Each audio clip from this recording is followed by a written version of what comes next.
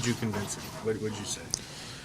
It's funny because in the preseason, like, we just kept joking because he came to me first, like, Dame, if you don't think it was a foul, like, you're going to lose my trust early. If we get one, we lose a timeout. He kind of broke it down to me because he knew I would probably be the one. Yeah. And tonight it was like I looked up, there wasn't a lot of time left. I was like, this would be the perfect time. And I knew I hit all ball because when I hit it, I heard the ball. So I told him, I walked up, I said, Coach, you got to trust me. Like, I hit all ball. And he was like, we only got one timeout. And I was like, I hit all ball. And then that was when he called the timeout and called for the review. So after the game, when I was walking through the tunnel, I was like, you trust me now? Like, I didn't lie to you. Yeah. Say about this team coming back from that, winning that game. The what? What do you say about this team, these guys coming back from that? I mean, I think, we showed some character, a lot of resilience, and, 2 or 3 times where they kind of could have put us away in the first half and the second half. And each time we came, Coach called great timeouts. We came to the bench and, we regrouped each time. And we came out and went on a run of our own.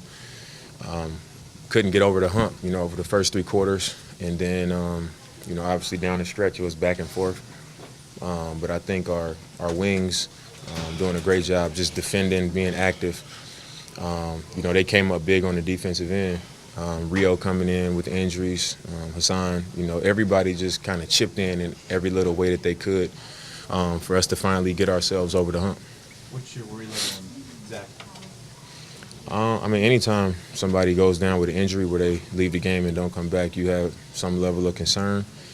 But when I came back, in the tunnel, he was smiling and, he wasn't down. Usually athletes, when they feel like it's a really, really bad injury, they kind of down and in their own world. So that was encouraging. But, we want him to get healthy and come back when he's, himself.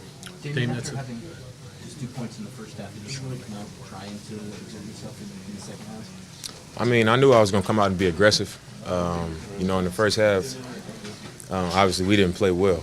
And CJ had it going, Hoodie had it going, and when that's happening, we all guard. So I'm not going to try to get myself going and disrupt that because I know I'm going to play a lot of minutes. I know it's a long game, so I was just patient.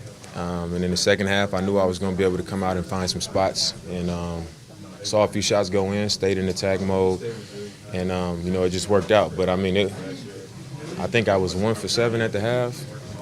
And I didn't feel bad about it. It didn't feel like I was just missing terribly. So I knew it wouldn't last long. I knew eventually I would be able to get going. They're a tough cover, especially with their bigs. Yeah. And you guys kind of shuffled around a lot. What you saw today?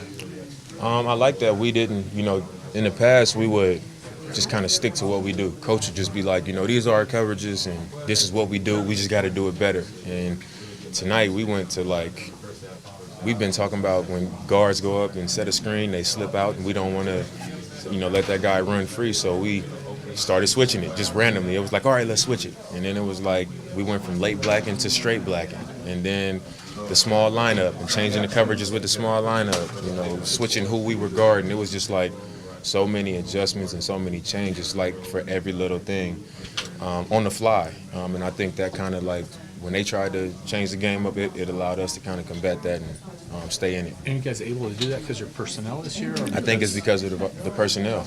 I mean, Hoodie is like a real 6'8", so him at the 4 is not a stretch. It's not a bad thing. Bays can guard 1 through 4. So same thing with Rio. So you bring those guys out there and they guarding and switching and rebounding, and they all can handle the ball. It allows us to play a style that we haven't been able to play.